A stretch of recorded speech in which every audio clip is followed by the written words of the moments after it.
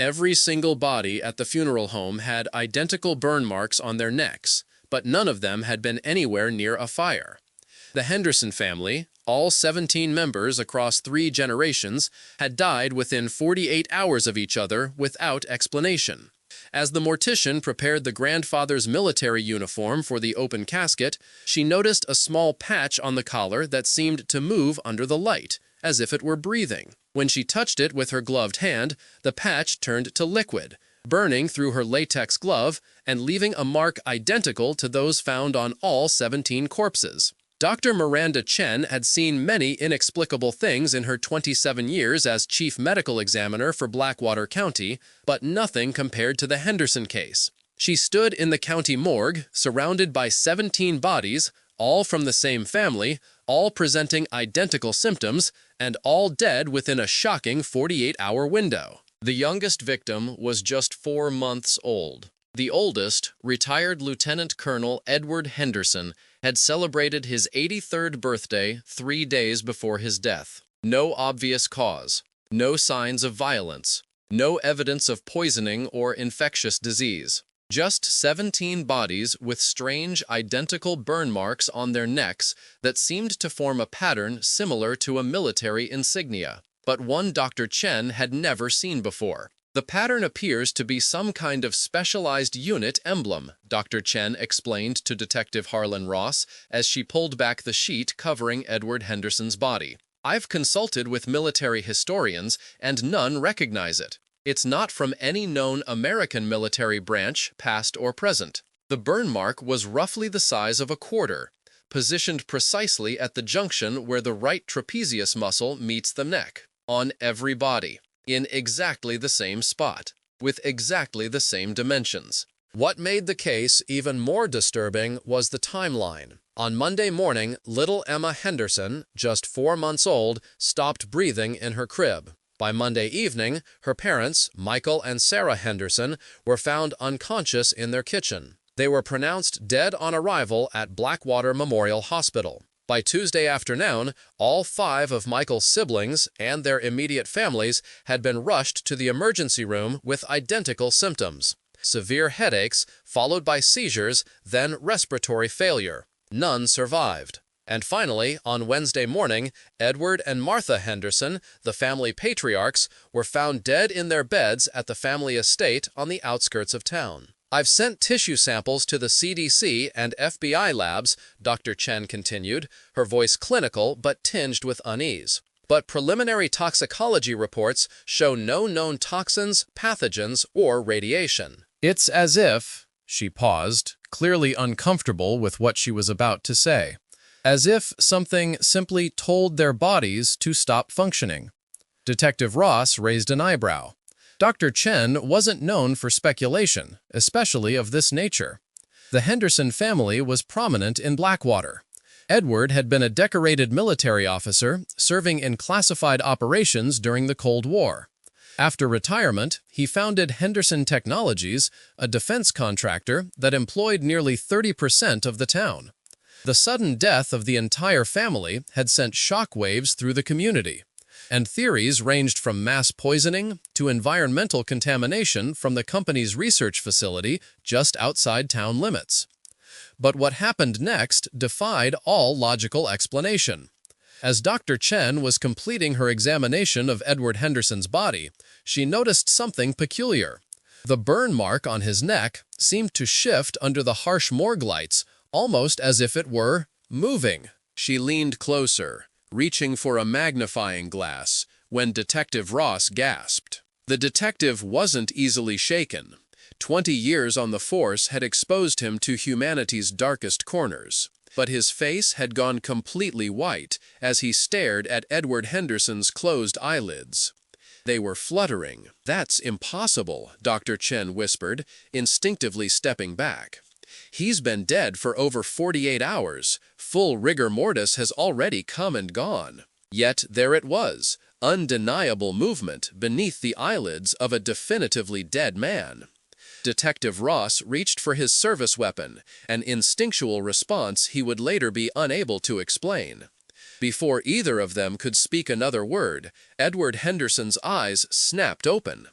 But what stared back at them were not human eyes. Where White's iris and pupil should have been was only a swirling darkness, like looking into the depths of a black hole. Dr. Chen screamed and stumbled backward, knocking over a metal tray of instruments that clattered to the floor.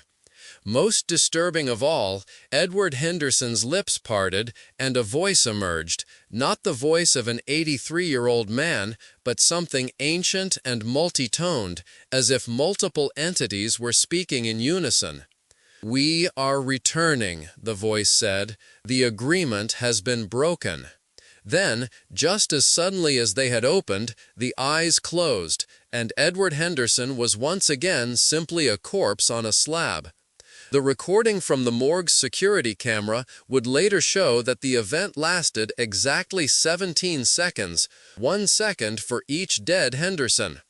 But when reviewed by technical experts, the audio contained frequencies impossible for human vocal cords to produce, and the visual spectrum captured light wavelengths that shouldn't exist in our reality. Dr. Chen and Detective Ross stood frozen in shock until the morgue assistant burst through the door, responding to the scream. By then, Edward Henderson's body had returned to its previous state, just another corpse awaiting burial.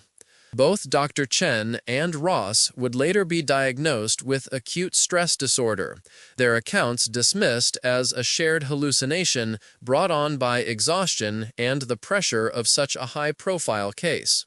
But the strangest chapter in the Henderson mystery was yet to unfold. At the request of distant relatives, all 17 family members were to be buried together following a public funeral. Edward, as the patriarch, would have an open casket in his military dress uniform. Martha would be similarly displayed in her favorite dress. The rest would have closed caskets, sparing the community the sight of so many lives cut short, particularly the children. Jessica Winters had been Blackwater's primary mortician for 15 years. She had prepared hundreds of bodies, including victims of the town's worst tragedies. But never had she been tasked with preparing 17 members of the same family, and never had she encountered bodies with such unusual marks. As she worked on Edward Henderson, she noticed the burn on his neck seemed to have a different texture from the surrounding skin, almost metallic, reflecting light in unnatural ways. Following the family's instructions, she dressed him in his full military uniform, complete with all decorations and insignias. As she adjusted his collar, her fingers brushed against a patch she hadn't noticed before, a small emblem sewn into the fabric, positioned directly over the burn mark on his neck. The emblem depicted what appeared to be a stylized door or portal, with symbols around its edges that resembled no language Jessica had ever seen. It seemed out of place among the standard military decorations. More concerning was how it felt under her gloved fingers, slightly warm, almost vibrating, as if it contained some kind of electronic component. But Edward Henderson had served decades ago, long before such technology would have been integrated into uniforms. "This isn't right," she murmured to herself, leaning closer to examine the patch. Under the bright preparation room lights, she could swear the symbols were shifting, rearranging themselves as she watched. When she blinked, they seemed to return to their original positions. Disturbed but determined to complete her work with the dignity the family deserved, Jessica reached to adjust the patch so it would lie flat for the viewing. The moment her gloved finger touched the emblem, it changed. The solid fabric suddenly liquefied, becoming a metallic substance that burned through her latex glove like acid. She yanked her hand back with a cry of pain, but it was too late. The substance had made contact with her skin, searing into her flesh. When she looked down at her hand, Jessica saw the burn was forming a pattern, the exact same pattern that marked the necks of all 17 Henderson corpses. The pain was excruciating, radiating up her arm and toward her neck. She stumbled to the sink, desperate to wash away whatever had burned her. But the mark remained, now perfectly formed on her palm. Within minutes, Jessica began to experience the same symptoms reported in the Henderson cases: blinding headache, followed by muscle tremors. Barely conscious, she managed to call emergency services.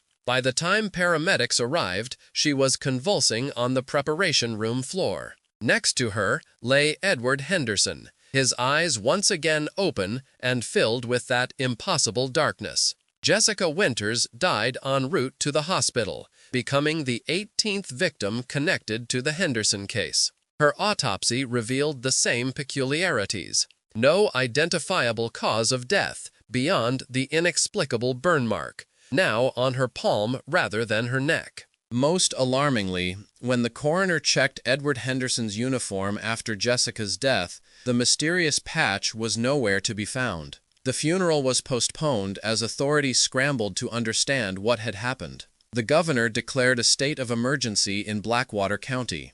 The CDC established a containment zone around the morgue and the Henderson estate.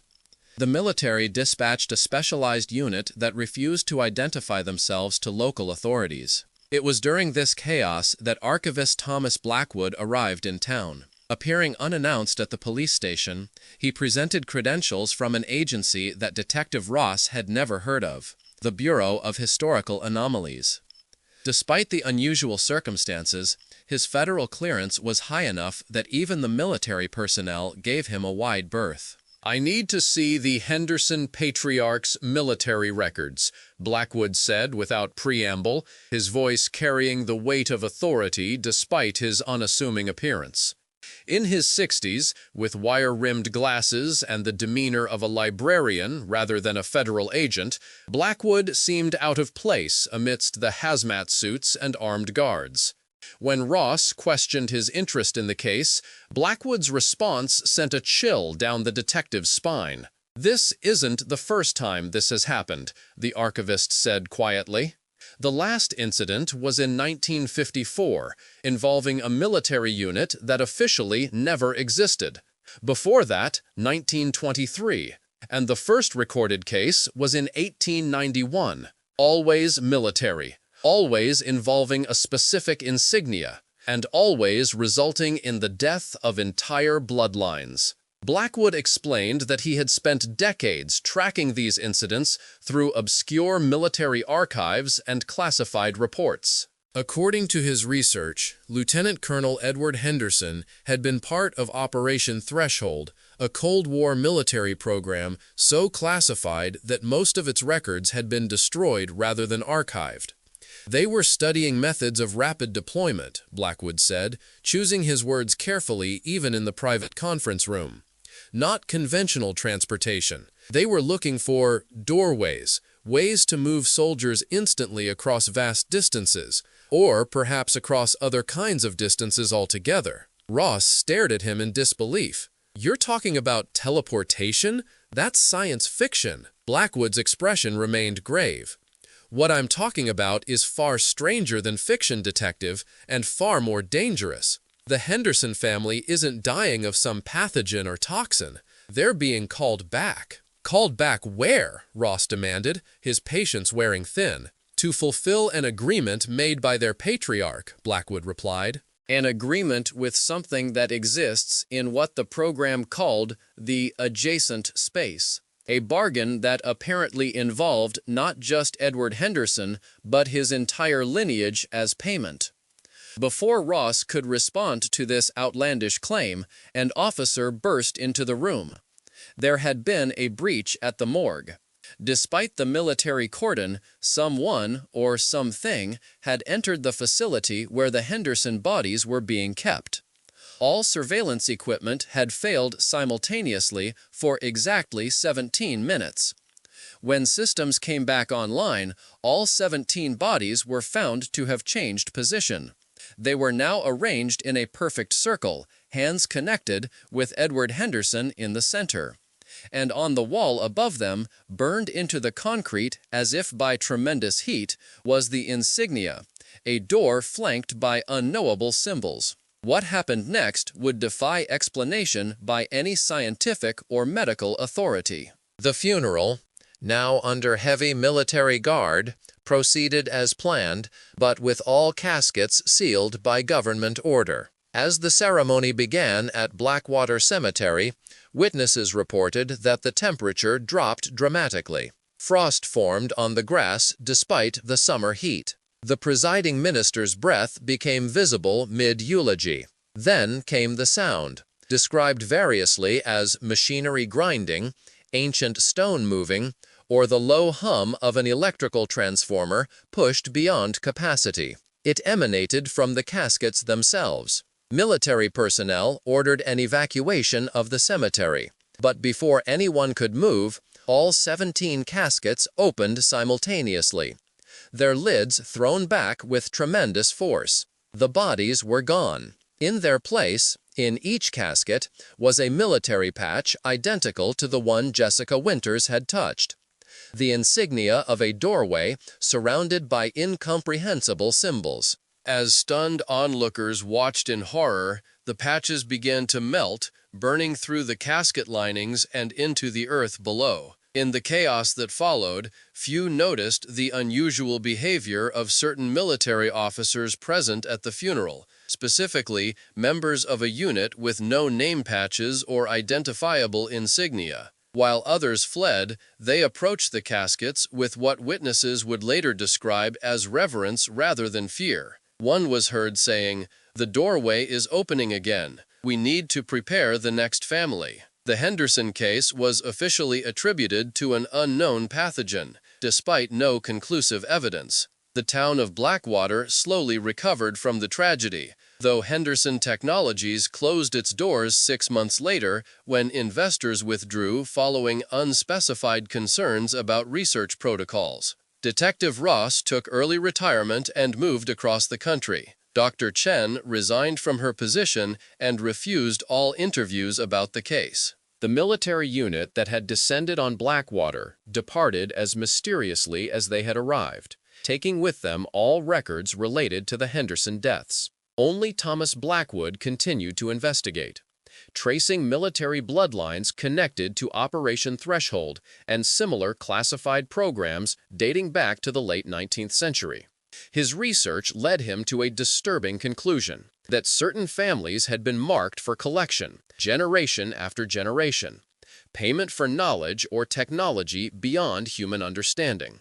Most troubling were his findings regarding the patches. According to documents Blackwood uncovered, they weren't created by human hands, but received during certain military experiments involving what was termed adjacency communication. They were described as anchors, or beacons, that allowed something to locate those who had entered into agreements with entities from beyond conventional space. 3 years after the Henderson incident, a similar case emerged in western Montana. The Calloway family, 14 members across 3 generations, died within 36 hours of each other. All had identical marks on their necks. Their patriarch, Major James Calloway, had served in the same classified unit as Edward Henderson during the Cold War. At their funeral, attended by only a handful of military personnel, one mourner stood apart from the others, an older man with wire-rimmed glasses who watched the proceedings with grim recognition. As the caskets were lowered into the ground, Thomas Blackwood made a final notation in his journal. "The doorways are opening more frequently now. The intervals between collections are shortening. Whatever agreement was made is approaching its final phase." Most disturbing of all was his final observation, added as a postscript. "I've begun finding references to a final collection in the oldest documents, a time when all marked bloodlines will be called at once. Based on the acceleration pattern, I estimate this event will occur within our lifetime. May God help us when all those doors open simultaneously." Blackwood's journal was found in a motel room in Helena, Montana, 3 days after the Calloway funeral. Of Thomas Blackwood himself, there was no trace, save for a small burn mark on the bedsheet, a perfect imprint of the doorway insignia.